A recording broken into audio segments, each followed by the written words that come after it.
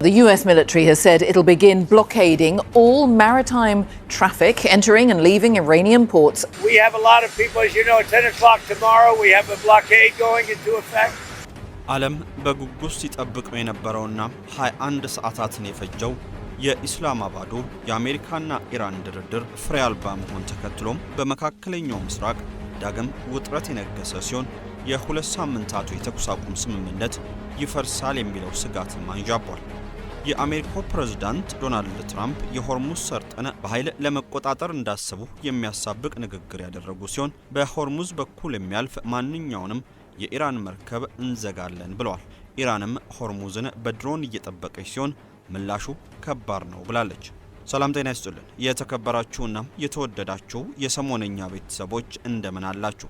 በመካከለኛው ምስራቅ የተጀመረው ግጭት ዘላቂ መፍትሄ ሊገኝለት አልቻለም። እኛም ከዚህ ግጭት ጋር ተያይዞ እየወጡ የሚገኙ አዳዲስ መረጃዎችን ወደ እናንተ ለማድረስ ተገኝተናል። ቻይናና ሩሲያም ለኢራን የሚያደርጉት ድጋፍ ላቅ ያለ ስለመሆኑ የሚገልጽ መረጃም ወጥቷል። መረጃው እንደሚያሳየው ሁለቱ ሀገራት የሚያደርጉት ድጋፍ የኢራንን ጦር እያጠናከረ ሲሆን ጦርነቱን የተራዘመና ለአሜሪካ አክሳሪ የማድረግ እቅድንም ይዟል። ላይክ፣ ሼር እና ሰብስክራይብ እያደረጋችሁ እስከ ዝግጅታችን ፍጻሜ አብራችሁን ቆዩ ግብዣችን ነው።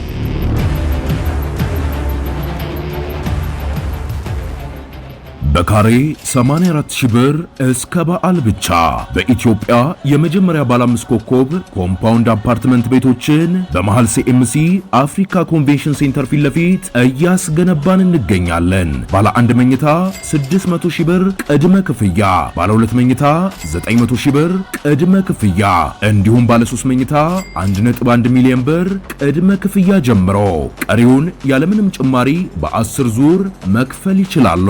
በውስጡ 2 የመዋኛ ገንዳ፣ የአዋቂዎች ጂምና ስፓ፣ ባስኬትቦልና የልጆች ማቆያ ቦታም ያካተተ።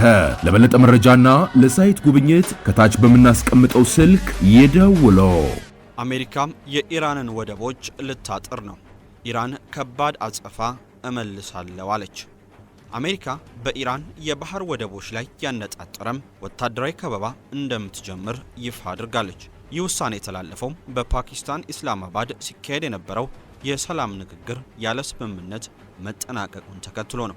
የአሜሪካው ምክትል ፕሬዝዳንት ጄዲ ቫንስ መሪነት ሲካሄድ የነበረው 21 ሰዓት የፈጀው ንግግር ኢራን የኒኩለር ምኞቷን እንድታቆም የቀረበላትን ጥያቄ ባለመቀበሏ ሳይሳካ ቀርቷል። ፕሬዝዳንት ዶናልድ ትራምፕ በሰጡት ትዕዛዝ የአሜሪካ ባህር ኃይል ወደ ኢራን የሚገቡና የሚወጡ ማንኛቸውንም መርከቦች እንዲያግድ አዟል። ይህም ኢራን ነዳጅ በመሸጥ የምታገኘውን ገቢ ለማድረቅ ያለመ ነው። የአሜሪካ ማዕከላዊ እዝ አሊያም ሴንትኮም ከበባው ዛሬ አመሻሽ 11 ሰዓት ጀምሮ ተግባራዊ እንደሚሆን አሳውቋል። ከበባው ማንኛቸውንም ወደ ኢራን ወደቦች የሚያመሩ ወይም የሚወጡ የንግድ መርከቦችን ሁሉ ያጠቃልላል።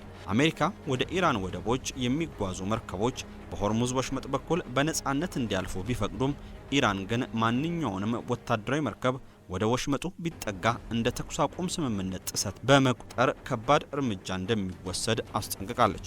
ውሳኔው ይፋ ከሆነ በኋላም የዓለም የነዳጅ ዋጋ በከፍተኛ ሁኔታ ጨምሯል። የብሬንት ድፍድፍ ነዳጅ ዋጋም $102 በላይ ሆኗል። ትንታኔዎች እንደሚጠቁሙት ይህ ከበባ ከቀጠለም የዓለም የነዳጅ ዋጋም እስከ $150 ድረስ ሊደርስ እንደሚችል የዓለም የኢኮኖሚ ቀውስንም ሊያስከትል እንደሚችልም ተንታኞች እየገለጹ ናቸው። በሁለቱ ሀገራት መካከል የነበረው ጊዜያዊ የተኩስ አቁም ስምምነት ፈታኝ ሁኔታ ላይ የወደቀ ሲሆን ድጋሚ ወደ ቀጥታ ጦርነት ሊያመራ የሚችልበት እድል ሰፊ መሆኑን ተንታኞች ይገልጻሉ። በአሁኑ ወቅት በኢራንና በእስራኤል እንዲሁም በአሜሪካ መካከል ያለው ውጥረት እጅግ የከረረ ሲሆን የዓለም ማህበረሰብ ሁኔታው ወደ ከፋ ቀውስ እንዳያመራም በስጋት እየተከታተለው ይገኛል። በሌላ በኩል የኢራን ሰው አልባ አውሮፕላኖች የሆርሙዝ ባህርን ትራፊክ በተጠንቀቅ እየተቆጣጠሩት ይገኛሉ። ማንኛውም ህገወጥ እንቅስቃሴ የሚያደርግ መርከብ የሆርሙዝ ሲሳይ ይሆናል ሲል የኢራን አብዮታዊ ዘብ የባህር ኃይል አሳውቋል። የኢራን ባህር ኃይል ይህን መረጃ የሰጠው ዶናልድ ትራምፕ በሆርሙዝ የሚወጡና የሚገቡ መርከቦችን ሙሉ ለሙሉ እንዳይንቀሳቀሱ እናደርጋለን ማለታቸውን ተከትሎ ነው። በተያያዘ ዜና ቢዘገዩም የኔቶ አባል ሀገራት ወደ ሆርሙዝ ጦር በማንቀሳቀስ ሊያግዙን ነው ብለዋል። ትራምፕ አውሮፓውያን አጋሮች የሆርሙዝ የባህር ሰላጤን ለመክፈት ወታደራዊ እርዳታ ካላደረጉ የኔቶ አባል ሀገራት በጣም መጥፎ የወደፊት እጣ ፋንታም እንደሚጠብቃቸው ዝተዋል። ምንም እንኳን የኔቶ ዋና ጸሐፊ ማርክ ሩተ በትራምፕ ጥያቄ መሰረት አጋሮችን እያነጋገሩ ቢሆንም አንዳንድ የአውሮፓ አጋሮች ለምሳሌ ጀርመን፣ ስፔን፣ ጣሊያን ቀደም ብለው ጥሪውን ውድቅ አድርገውት ነበር። የቻይናና የሩሲያ ስልታዊ ድጋፍ ለኢራን። በ2026 የኢራንና የአሜሪካ እስራኤል ጦርነት እየተፋፋመ ባለበት በዚህ ወቅት ቻይናና ሩሲያም ለኢራን እያደረጉት ያለው ድጋፍ ከዓመታት በፊት ከነበረው ይልቅ ይበልጥ የተቀናጀም ስልታዊና ከመጋረጃ ጀርባ የሚከናወን ሆኖ መታየት ጀምሯል።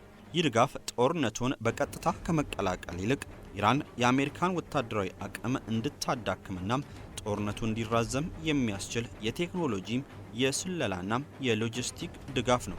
ሩሲያ ከኢራን ጋር የፈረመችውን ስትራቴጂካዊ አጋርነት ስምምነት በመጠቀም ኢራን በአሜሪካ ላይ የምታደርሰውን ጥቃት ይበልጥ ትክክለኛ እንዲሆን እያገዘች ነው።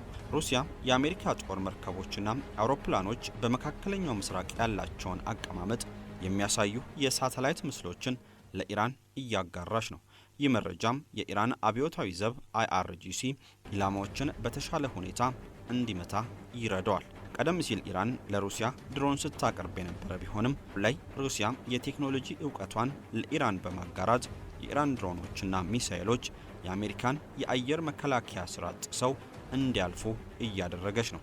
ሩሲያ በአሜሪካ የሚመራው ጦርነት የኢራንን ሉዓላዊነት እየጣሰ መሆኑን በመግለጽ በተመድ የጸጥታው ምክር ቤት ጫናዎች እንዳይጠነክሩም እየሞከረች ነው። ቻይና በዋነኝነት ድጋፏን የምታደርገው በኢኮኖሚና በቴክኖሎጂ አቅርቦት አማካኝነት ሲሆን ይህ ደግሞ የኢራንን የጦርነት አቅም በረጅም ጊዜ ለማስቀጠል ያለመ ነው።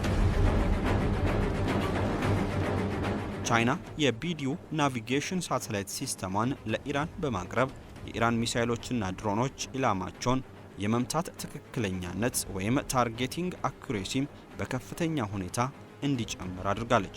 ቻይና ለኢራን ድሮኖችና ሚሳኤሎች የሚያስፈልጉ የኤሌክትሮኒክ አካላትን፣ የሮኬት ነዳጅና የባህር መከላከያ ቴክኖሎጂዎችን በህገወጥ መንገድ እያቀረበች እንደሆነ የአሜሪካ ደህንነት ምንጮች ከዚህ ቀደም ገልጸዋል። ቻይና የኢራን ቁጥር 1 የንግድ አጋር በመሆን የአሜሪካ ማዕቀብ ቢኖርም የኢራንን ነዳጅ በመግዛት ለጦርነቱ የሚያስፈልገውን ገንዘብ ምንጭ እያሟላችላት ትገኛለች።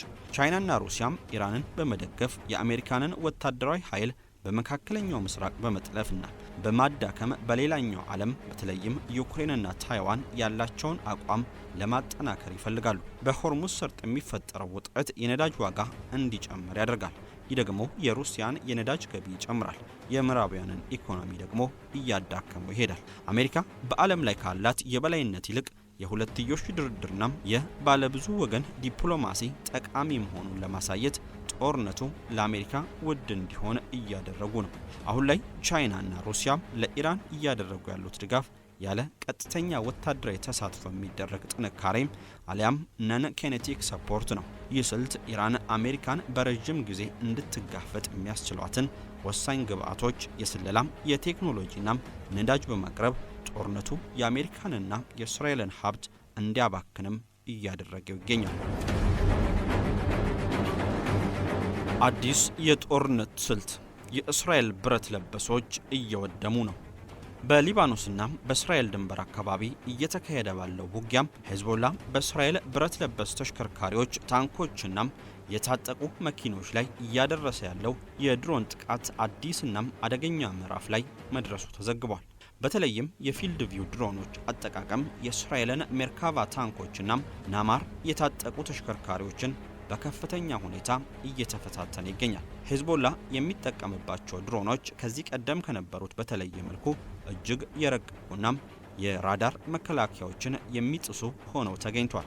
አዲሶቹ ድሮኖች በፋይበር ኦፕቲክ ገመድ የሚመሩ በመሆናቸው የእስራኤል የሬዲዮ ሞገድ ማወኪያ አሊያም ጃሚንግ ስርዓቶች ሊያቆሟቸው እንደማይችሉ ተገልጿል። ድሮኖቹ ጸረ ታንክ ተዋጊ ሚሳኤሎችን እንደ PG-7 ሂት ያሉ በመሸከም ታንኮችን በጣም ደካማ በሆኑት የላይኛው ወይም የጎን ክፍሎቻቸው ላይ ይመታሉ። በጣም ርካሽ የሆኑ ድሮኖችን በመጠቀም በሚሊዮን ዶላር የሚቆጠሩ የእስራኤል ታንኮችን ማውደም መቻሉ የውጊያውን ሚዛን እየቀየረውም ይገኛል።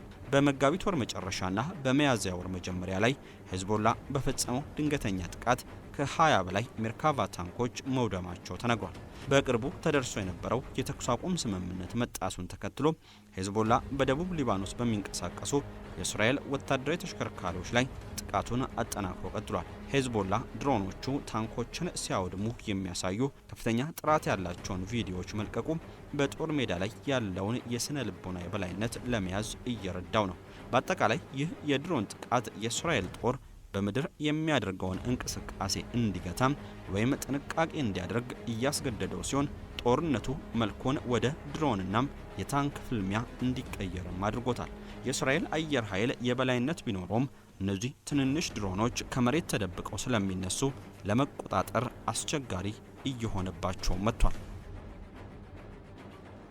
በካሬ 84000 ብር እስከ በዓል ብቻ በኢትዮጵያ የመጀመሪያ ባለ 5 ኮከብ ኮምፓውንድ አፓርትመንት ቤቶችን በመሃል ሲኤምሲ አፍሪካ ኮንቬንሽን ሴንተር ፊት ለፊት እያስገነባን እንገኛለን። ባለ 1 መኝታ 600,000 ብር ቅድመ ክፍያ፣ ባለ 2 መኝታ 900,000 ብር ቅድመ ክፍያ እንዲሁም ባለ 3 መኝታ 1.1 ሚሊዮን ብር ቅድመ ክፍያ ጀምሮ ቀሪውን ያለምንም ጭማሪ በ10 ዙር መክፈል ይችላሉ። በውስጡ 2 የመዋኛ ገንዳ፣ የአዋቂዎች ጂምና ስፓ፣ ባስኬትቦልና የልጆች ማቆያ ቦታም ያካተተ። ለበለጠ መረጃና ለሳይት ጉብኝት ከታች በምናስቀምጠው ስልክ ይደውሉ።